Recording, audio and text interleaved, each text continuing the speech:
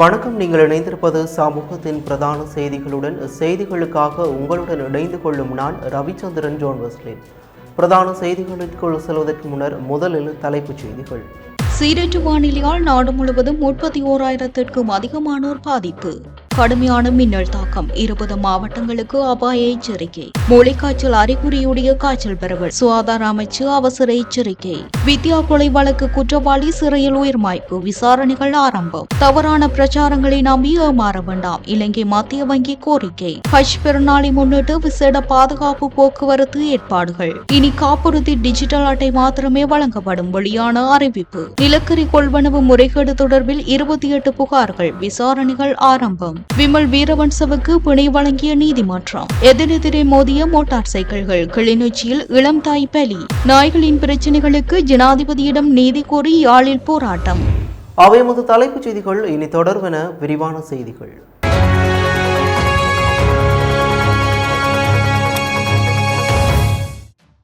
Fourth Monkey Connect. AI works for you. உலகம் முழுவதும் தமிழர்களுக்கான AI WhatsApp business connect. Business தேடுறீங்களா? வாட்ஸ்அப் போதும். எந்த நாட்டிலிருந்தும் பதிவு செய்ய தயாராயிருங்க. Coming soon. நாட்டில் நிலவும் மழையுடனான வானிலை காரணமாக இதுவரை 7,984 குடும்பங்களைச் சேர்ந்த 31,078 பேர் பாதிக்கப்பட்டுள்ளதாக அனர்த்த முகாமைத்துவ மத்திய நிலையம் தெரிவித்துள்ளது. இன்று முற்பகல் வெளியிடப்பட்ட இற்றைப்படுத்தப்பட்ட அறிக்கையில் இந்த விடயம் குறிப்பிடப்பட்டுள்ளது. அதன்படி கம்பஹா மாவட்டத்தில் 3,950 குடும்பங்களைச் சேர்ந்த 15,313 பேர் பாதிக்கப்பட்டுள்ளதுடன் கொழும்பு மாவட்டத்தில் 1,571 குடும்பங்களைச் சேர்ந்த 6,773 பேரும் பாதிக்கப்பட்டுள்ளனர். ரத்தினபுரி மாவட்டத்தில் 1,204 குடும்பங்களைச் சேர்ந்த 4,558 பேர் பாதிக்கப்பட்டுள்ளனர். களுத்துறை மாவட்டத்தில் 15 குடும்பங்களைச் சேர்ந்த 73 பேரும், திருகோணமலை மாவட்டத்தில் 20 குடும்பங்களைச் சேர்ந்த 80 பேரும் பாதிக்கப்பட்டுள்ளனர். காலி மாவட்டத்தில் 4 குடும்பங்களைச் சேர்ந்த 13 பேரும், புத்தளம் மாவட்டத்தில் 1,219 குடும்பங்களைச் சேர்ந்த 4,265 பேரும், வவுனியாவில் ஒரே குடும்பத்தைச் சேர்ந்த 3 பேரும் பாதிக்கப்பட்டுள்ளதாக அனர்த்த முகாமைத்துவ மத்திய நிலையம் தெரிவித்துள்ளது. இதேவேளை மழையுடனான வானிலையால் 2 வீடுகள் முழுமையாக சேதமடைந்துள்ளதாகவும் 860 வீடுகள் பகுதியளவில் சேதமடைந்துள்ளதாகவும் அனர்த்த முகாமைத்துவ மத்திய நிலையம் குறிப்பிட்டுள்ளது.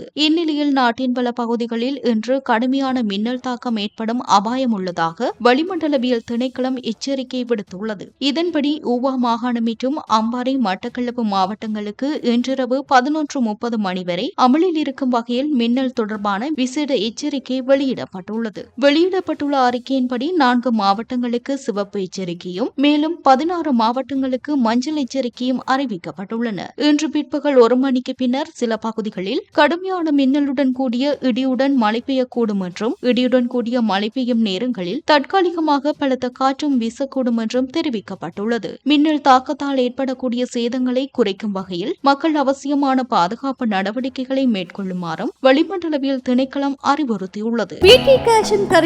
சூப்பர் ஸ்டோரின் கல்யாணி அன்னபூரணி பிராண்டில் அன்றாட வாழ்க்கையின் அனைத்து பொருட்களையும் ஒரே இடத்தில் பெற்றுக்கொள்ள நாட்டின் பல பகுதிகளிலிருந்து மூளைக்காய்ச்சல் அறிகுறியுடைய நோயாளர்கள் அடையாளம் காணப்பட்டுள்ளதால் பொதுமக்கள் தத்தமது சுகாதாரம் மற்றும் பாதுகாப்பு வழிமுறைகளை சரியாக பின்பற்றுமாறு சுகாதார அமைச்சு அவசர வேண்டுகோள் விடுத்துள்ளது. அடையாளம் காணப்பட்டுள்ள நோயாளர்கள் குறித்து சுகாதார அதிகாரிகள் தீவிர கண்காணிப்பில் ஈடுபட்டு வருவதாக சுகாதார பிரதி அமைச்சர் மருத்துவர் ஹன்சக விஜயமுனி குறிப்பிட்டுள்ளார். முதலில் தெனியாய பகுதியிலேயே இந்த நோயாளர்கள் கண்டறியப்பட்டனர். எனினும் தற்போது ரிபில்ல கஸ்கட, தியத்தலாவு மற்றும் கண்டி ஆகிய பகுதிகளிலும் நோயாளர்கள் பதிவாகியுள்ளனர். தற்போதைய நோயாளர்களிடமிருந்து புதிய நபர்களுக்கு நோய் பரவுகிறதா அல்லது புதிய நோயாளர்கள் எவராவது இருக்கிறார்களா என்பது குறித்து அதிகாரிகள் கண்காணித்து வருகின்றனர். இது மூளைக்காய்ச்சல் அறிகுறிகளை காட்டும் ஒரு வகையான இன்ஃபுளுன்சா காய்ச்சல் என மருத்துவர் ஹன்சக விஜயமுனி விளக்கியுள்ளார். இந்த வைரஸ் நோய் தொடர்பான கள ஆய்வு பணிகள் தொடர்ந்து நடைபெற்று வருவதால் பொதுமக்கள் இதுகுறித்து தேவையின்றி அச்சமடைய வேண்டாம் என கேட்டுக் கொண்டுள்ளார்.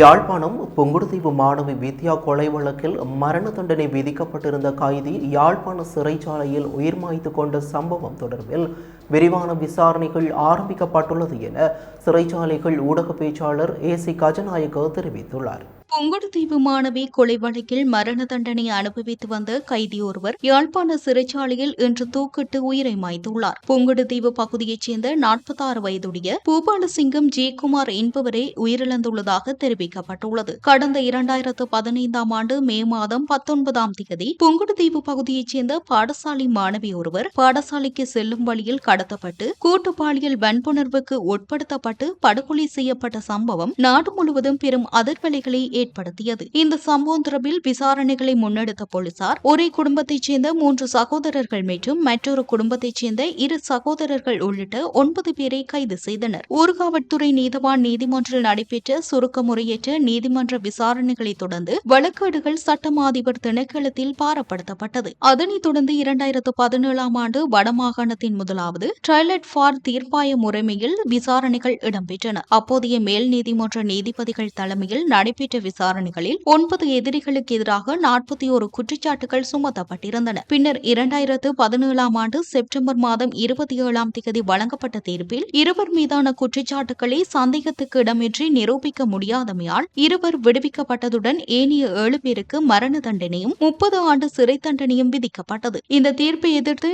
7 பேரும் மேன்முறையீடு செய்த நிலையில் உயர்நீதிமன்றம் அண்மையில் இருவர் மீதான தண்டனையை நீக்கி ஏனையவர்களின் தண்டனையை உறுதிப்படுத்தியிருந்தது. அதனைத் தொடர்ந்து தீர்ப்பை மீள உறுதிப்படுத்தும் நடவடிக்கைக்காக வழக்கு இன்று யாழ்ப்பாண மேல் நீதிமன்றில் அழைக்கப்படவிருந்தது. இதற்காக குற்றவாளிகள் நேற்று யாழ்ப்பாண சிறைச்சாலைக்கு மாற்றப்பட்டிருந்தனர். இந்நிலையில் இன்று நீதிமன்றத்திற்கு அழைத்து செல்லும் ஏற்பாடுகள் மேற்கொள்ளப்பட்டுக் கொண்டிருந்த போது ஜெயக்குமார் சிறைக்குள் தூக்கிட்டு உயிரை மாய்த்துள்ளதாக தெரிவிக்கப்படுகிறது. அவரது சடலம் உடற்கூற்று பரிசோதனைக்காக யாழ்ப்பாண போதனா வைத்தியசாலையில் ஒப்படைக்கப்பட்டுள்ளதுடன் சம்பவம் தொடர்பில் யாழ்ப்பாண போலீசார் மேலதிக விசாரணைகளை முன்னெடுத்து வருகின்றனர். அதேவேளை உயிரிழந்த ஜெயக்குமாரின் 2 சகோதரர்களும் இதே வழக்கில் கைது செய்யப்பட்டிருந்த நிலையில் ஒருவருக்கு எதிரான குற்றச்சாட்டுகள் நிரூபிக்கப்படாததால் அவர் விடுவிக்கப்பட்டிருந்தார். மற்றொரு சகோதரர் சிறையில் நோயால் உயிரிழந்திருந்த நிலையில் தற்போது ஜெயக்குமாரும் உயிரை மாய்த்துள்ளமை குறிப்பிடத்தக்கது.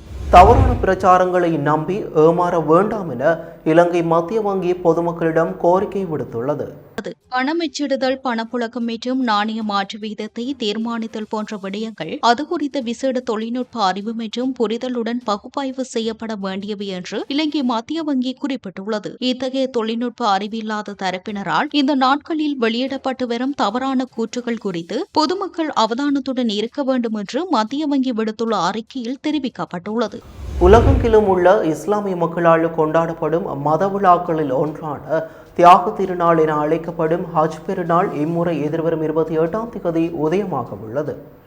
இவ்வழிபாட்டு நிகழ்வுகளில் கலந்து கொள்ளும் இஸ்லாமிய பெருமக்களின் பாதுகாப்பை உறுதிப்படுத்துவதற்கு தேவையான நடவடிக்கைகளை மேற்கொள்ளுமாறு போலீஸ் மா அதிபரினால் நாடளாவிய ரீதியில் உள்ள அனைத்து போலீஸ் நிலையங்களுக்கும் அறிவுறுத்தல்கள் வழங்கப்பட்டுள்ளன. அதற்கமைய நாடளாவிய ரீதியில் விசேட பாதுகாப்பு திட்டங்கள் நடைமுறைப்படுத்தப்பட்டுள்ளன. அதன்படி விசேட தொழுகைகள் நடைபெறும் அனைத்து பிரதான பள்ளிவாசல்களையும் அதனை சூழவுள்ள பகுதிகளையும் உள்ளடக்கும் வகையில் சூழ்நிலைக்கேற்ப போலீஸ் உத்தியோகத்தர்களை பாதுகாப்பு பணியில் ஈடுபடுத்தல், பள்ளிவாசல்களை உள்ள பகுதிகளில் அதிக வாகன நெரிசல் ஏற்படுவதை தவிர்ப்பதற்கும் முகாமைத்துவத்தை இலகுபடுத்துவதற்கும் விசேட போக்குவரத்து திட்டம் ஒன்றை நடைமுறைப்படுத்தல், இஸ்லாமிய மக்கள் அதிகமாக வாழும் நகர பகுதிகளில் நடமாடும் பாதுகாப்பு சேவைகள், மோட்டார் சைக்கிள் பாதுகாப்பு சேவைகளை முன்னெடுத்து பாதுகாப்பை உறுதிப்படுத்தல், புலனாய்வு பிரிவு அதிகாரிகளை ஈடுபடுத்தி அவ்வப்போதைய சூழ்நிலைக்கேற்ப தகவல்களை திரட்டுவதற்கு நடவடிக்கை எடுத்தல், போலீசாரினால் நடைமுறைப்படுத்தப்படும் பாதுகாப்பு திட்டங்களை வெற்றிகரமாக முன்னெடுப்பதற்கு போலீசாரின் அறிவுறுத்தல்களை பின்பற்றுமாறும், ஏதேனும் சந்தேகத்திற்கிடமான நபர் அல்லது நடமாட்டங்கள் காணப்பட்டால் உடனடியாக அருகிலுள்ள போலீஸ் நிலையத்திற்கோ அல்லது 119 அல்லது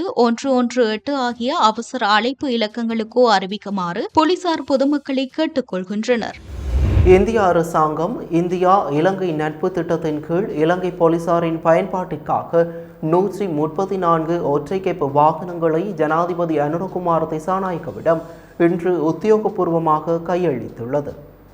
இந்த நிகழ்வு இன்று காலை ஜனாதிபதி செயலகத்தில் நடைபெற்றது. சுமார் 300 மில்லியன் ரூபாய் பெறுமதியான இந்த வாகனங்கள் வடமாகாணத்தில் உள்ள போலீஸ் நிலையங்களில் சேவைக்காக பயன்படுத்தப்பட உள்ளதாக தெரிவிக்கப்பட்டுள்ளது. நிகழ்வில் உரையாற்றிய இந்திய உயர்ஸ்தானிகர் சந்தோஷ் ஜா, எதிர்காலத்திலும் இலங்கைக்கு இதுபோன்ற உதவிகளை வழங்க இந்தியா தொடர்ந்து அர்ப்பணிப்புடன் செயல்படும் என தெரிவித்தார். அதேவேளை இந்த அன்பளிப்பை பாராட்டும் வகையில் போலீஸ் மா அதிபர் பிரியந்த வீரசூரிய இந்திய உயர்ஸ்தானிகருக்கு நினைவு பரிசொன்றையும் வழங்கினார். இந்த நிகழ்வில் பொது பாதுகாப்பு பாதுகாப்பு அமைச்சர் ஆனந்த விஜயபால, பிரதி அமைச்சர் சுனில் வட்டகல, அமைச்சின் செயலாளர் ரவி செனவிரத்ன, டிமோ நிறுவனத்தின் பொது முகாமையாளர் ராஜீவ் பண்டிதகே, இந்திய உயர் ஸ்தானிகர் அதிகாரிகள் மற்றும் இலங்கை போலீசின் மூத்த அதிகாரிகளும் கலந்து கொண்டனர்.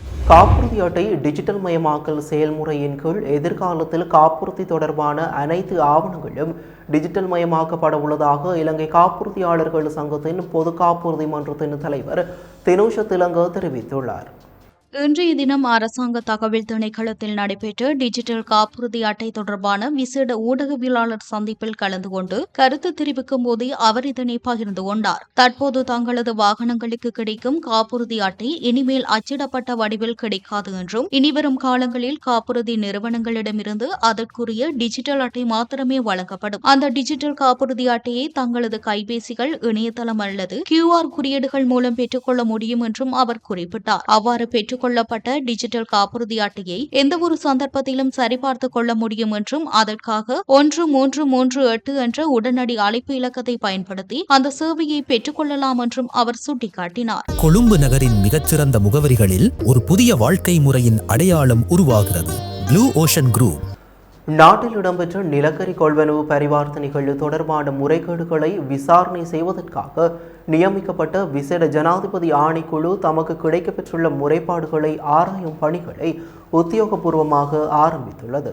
இது தொடர்பான முறைப்பாடுகளை ஏற்றுக்கொள்ளும் காலக்கெடு கடந்த வெள்ளிக்கிழமையுடன் நிறைவடைந்ததாக ஆணைக்குழுவின் செயலாளர் PV பந்துலசேன உறுதிப்படுத்தியுள்ளார். இதன்படி நிலக்கரி கொடுக்கல் வாங்கல் முறைகேடுகள் தொடர்பாக ஒட்டுமொத்தமாக 28 புகார்கள் ஆணைக்குழுவிடம் சமர்ப்பிக்கப்பட்டுள்ளன. நிலக்கரி கொள்வனவு தொடர்பான முறைகேடுகள் மற்றும் முறையற்ற கொடுக்கல் வாங்கல்கள் குறித்து விசாரணை நடத்தும் ஆணைக்குழுவின் கட்டளை பத்திரத்திற்கு அமைவாக இந்த 28 முறைப்பாடுகளும் தற்போது விரிவாக ஆராயப்பட்டு வருகின்றன. சமர்ப்பிக்கப்பட்டுள்ள முறைப்பாடுகளின் தன்மை மற்றும் அவற்றின் உள்ளடக்கத்தின் தீவிரத்தன்மையை கருத்தில் கொண்டு தேவைப்படும் பட்சத்தில் சம்பந்தப்பட்ட நபர்களை அழைத்து வாக்குமூலங்களை பதிவு செய்ய ஆணைக்குழு நடவடிக்கை எடுக்கும் என செயலாளர் PV பந்துலசேன மேலும் தெரிவித்துள்ளார்.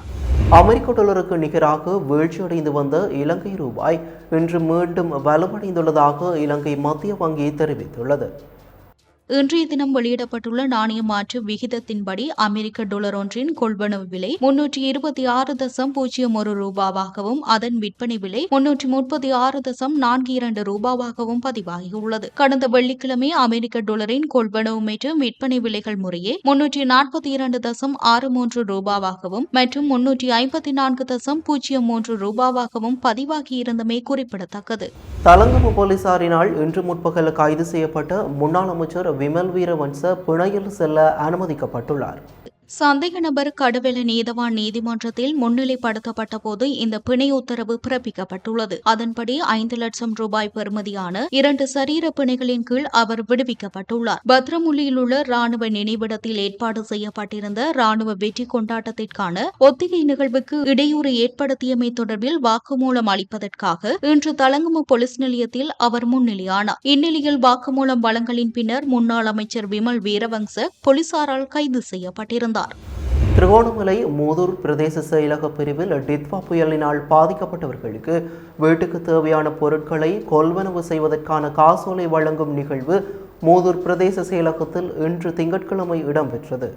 இதன்போது வீட்டுக்கு தேவையான பொருட்களை கொள்வனவு செய்வதற்காக தெரிவு செய்யப்பட்ட 60 பயனாளிகளுக்கு தலா 23,000 ரூபாய் பெறுமதியான காசோலைகள் வழங்கி வைக்கப்பட்டன. மூதூர் பிரதேச செயலகத்தின் உதவியுடன் விருத்தி வலையமைப்பின் நிதியுதவியுடன் அகம் மனிதாபிமான வள நிலையம் PCCJ அமைப்புகள் இணைந்து இம்மனிதாபிமான உதவியை வழங்கியிருந்தனர். இந்நிகழ்வில் மூதூர் பிரதேச செயலாளர், அகம் மனிதாபிமான வள நிலையத்தின் பணிப்பாளர், பிரதி பணிப்பாளர் உள்ளிட்டோர் கலந்து கொண்டு டித்வா புயலினால் பாதிக்கப்பட்டோருக்கான காசோலைகளை வழங்கி வைத்தமை குறிப்பிடத்தக்கது. மட்டக்களப்பு மாவட்டம் களுவாஞ்சிக்குடி போலீஸ் பிரிவிற்குட்பட்ட கழுதாவளையைச் சேர்ந்த 19 வயது இளைஞர் ஒருவர் கடலில் மீன்பிடிக்கச் சென்று காணாமல் போன நிலையில் அவரது சடலம் இன்று காலை மீட்கப்பட்டுள்ளது. கழுதாவளி ஸ்ரீ முருகன் கோவில் வீதியைச் சேர்ந்த விஜயகுமார் விஜயகாந்த் என்ற இளைஞர் கடந்த சனிக்கிழமை மாலை சுமார் 6 மணி அளவில் சிறிய படகில் தனியாக கடலுக்கு சென்றதாக உறவினர்கள் தெரிவித்தனர். எனினும் மறுநாள் காலை வரை அவர் வீடு திரும்பாததால் குடும்பத்தினர் தேடுதல் நடவடிக்கைகளை ஆரம்பித்தனர். இதனை அடுத்து சம்பவம் தொடர்பாக நேற்று களுவாஞ்சிக்குடி போலீஸ் நிலையத்தில் முறைப்பாடு பதிவு செய்யப்பட்டதாக போலீசார் தெரிவித்தனர். அதனைத் தொடர்ந்து மீனவர்களும் கடற்படையினரும் இணைந்து தீவிர தேடுதல் நடவடிக்கைகளில் ஈடுபட்டிருந்தனர். தேடுதல் நடவடிக்கைகளின் போது இளைஞர் சென்றதாக கூறப்படும் படகு கண்டுபிடிக்கப்பட்டிருந்த போதிலும் அதில் அவர் இல்லாத நிலை பதிவாகியிருந்தது. இந்நிலையில் இன்று அதிகாலை கல்முனைக்குடிக்கும் கல்முனைக்கும் இடைப்பட்ட கடற்பரப்பில் சடலம் மிதந்து கொண்டிருந்ததை மீனவர்கள் அவதானித்து மீட்டுள்ளதாக உறவினர்கள் தெரிவித்துள்ளனர். பின்னர் சடலம் கழுதாவளிக்கு கொண்டு வரப்பட்டதாக கூறப்படுகிறது. மீட்கப்பட்ட சடலம் மேலதிக விசாரணைகளுக்கு பின்னர் பிரேத பரிசோதனைக்காக மட்டக்களப்பு போதனா வைத்தியசாலைக்கு அனுப்பப்பட்டுள்ளது. இதேவேளை இளைஞனின் மரணம் குறித்து குடும்பத்தினரால் பல்வேறு சந்தேகங்களும் முன்வைக்கப்பட்டுள்ளதாக தெரிவிக்கப்படுகிறது. மேலதிக விசாரணைகளை களுவாஞ்சிக்குடி போலீசார் முன்னெடுத்து வருகின்றனர். கிளிநொச்சி போலீஸ் பிரிவிற்குட்பட்ட கரடிப்போக்கு உருத்திரபுரம் பகுதியில் இன்று நண்பகல் இடம்பெற்ற மோட்டார் சைக்கிள் விபத்தில் பெண்ணொருவர் உயிரிழந்துள்ளார். எதிரெதிரே பயணித்த 2 மோட்டார் சைக்கிள்கள் மோதியதன் காரணமாக இந்த விபத்து ஏற்பட்டுள்ளதாக தெரிவிக்கப்படுகிறது. விபத்தில் உருத்திரபுரம் பகுதியைச் சேர்ந்த 31 வயதுடைய ஒரு பிள்ளையின் தாயார் உயிரிழந்துள்ளார். உயிரிழந்தவரின் சடலம் தற்போது கிளிநொச்சி மாவட்ட பொது வைத்தியசாலையில் வைக்கப்பட்டுள்ளதுடன் சம்போந்திரவில் கிளிநொச்சி போலீசார் மேலதிக விசாரணைகளை மேற்கொண்டு வருகின்றனர். தங்களது வீட்டில் வளர்க்கப்படும் நாய்களின் பிரச்சினைகளுக்கு உடனடியாக தீர்வு வழங்குமாறு ஜனாதிபதியிடம் கோரி யாழ் மாவட்ட செயலகத்திற்கு முன் இன்று ஒரு குடும்பம் போராட்டத்தை முன்னெடுத்துள்ளது.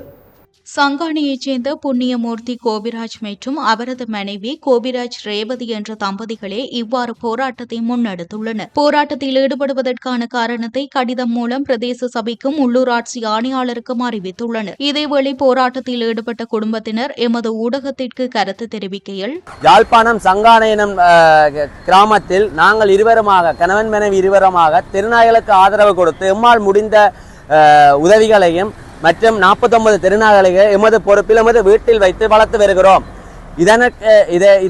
இதை பொறுத்த மட்டும் நாங்கள் குறித்த காணியில் குடியிருப்பதற்கு அனுமதி கேட்ட காலப்பகுதியில் இருந்து தற்சமயம் வரை வலிமேற்கு பிரதேச சபையின் செயலாளர் மற்றும் வலிமேற்கு பிரதேச சபையின் உபசபையான சங்கானை உபசபையினுடைய பொறுப்பாளர் மற்றும் குறித்த பிரதேச சபையருடைய சட்ட ஆலோசகர் ஆகியோர் மூவரும் இணைந்து எம்மை தவறாக வழிவு நடத்தி, அதாவது 30 வருஷம் கழித்து தான் சோழவேரி பெயர் மாற்றி கட்டணம் அனுமதி வாங்கப்படலாம் என்று கூறி எம்மை அறக்கழிவிற்குட்படுத்தினார்கள்.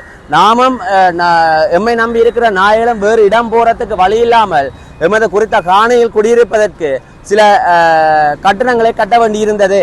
அந்த கட்டணங்களை நாங்கள் கட்டிக்கொண்டு வந்த நிலையில எங்களுக்கான தடைகளை இவர்கள் போட்டு வந்தார்கள். நாங்கள் அதற்கிடையில் பல பிரச்சனைகள் ஏற்பட்ட வண்ணம் இருக்கு. அதில் எல்லாத்தையும் விசாரிக்க வேண்டும் என்று சொல்லித்தான் நாங்கள் ஜனாதிபதியிடம் இந்த கோரிக்கையை முன்வைக்கிறோம். ஏனென்று சொன்னால் அதனுடன் இணைந்த செயற்பாடுல இருந்து இன்று வரையும் எங்களை தவறாக சித்தரித்து நீதிமன்றத்தில் வழக்கு தொடர்ந்து அந்த நீதிமன்றத்தில் எம்மை விசாரிக்காமல் தீர்ப்பு வழங்கப்பட்டு இன்றைக்கு நாங்கள் அந்த வழக்கை யாழ் மேல் நீதிமன்றத்தில் அப்பீல் செய்துள்ளோம். அந்த வகையிலிருந்து இன்று வரை நாங்கள் மிகவும் அலக்களிக்கப்பட்டு எமது நாய்கள் மிகவும் கஷ்டப்பட்டு ஒரு இக்கட்டான சூழ்நிலையில் வாழ்ந்து வருகிறோம். அந்த இக்கட்டான சூழ்நிலையை நாய்களும் நாங்களும் தாங்கிக் கொள்ள முடியாமல் தான் இன்றைக்கு யாழ் மாவட்ட செயலாக முன்னால நாங்கள் இருவரும் இந்த போராட்டத்தை முன்னெடுக்கிறோம். இத்துடன் சமூகத்தின் பிரதான செய்திகள் நிறைவு பெறுகின்றன. தொடர்ந்தும் சமூகத்தின் செய்திகளோடு இணைந்திருங்கள். நன்றி, வணக்கம். எமது RIP பேச்சுக்கு கிடைத்த மரண அறிவித்தல்கள். யாழ்ப்பாணம் மீசாலையை புறப்படமாகவும் கல்வியம் காடு ஆடிய பாதம் வீதியை வதிவிடமாகவும் கொண்டிருந்த திருமதி பாலசுந்தரம் செல்வமணி அவர்கள் 24/5/2026 ஞாயிற்றுக்கிழமை அன்று காலமானார். மேலே அறிவிக்கப்பட்ட அனைத்து மரண அறிவித்தல் இறுதிக்கிரியை பற்றிய தகவல்களை அறிந்து கொள்ள ரிப் பேஜை பார்வையிடுங்கள். இதற்கான லிங்க் கீழிருக்கும் டிஸ்கிரிப்ஷனில் பார்வையிடலாம். இது போன்ற செய்திகளை தெரிந்து கொள்ள சமூகம் நியூஸ் சேனலை சப்ஸ்கிரைப் செய்து அருகில் உள்ள பெல் பட்டனை கிளிக் செய்யுங்கள். மேலும் இது போன்ற செய்திகளை உடனுக்குடன் தெரிந்து கொள்ள சமூகமீடியா.com என்ற இணையதளத்தின் வாயிலாகவும் எங்களுடன் இணைந்திருங்கள்.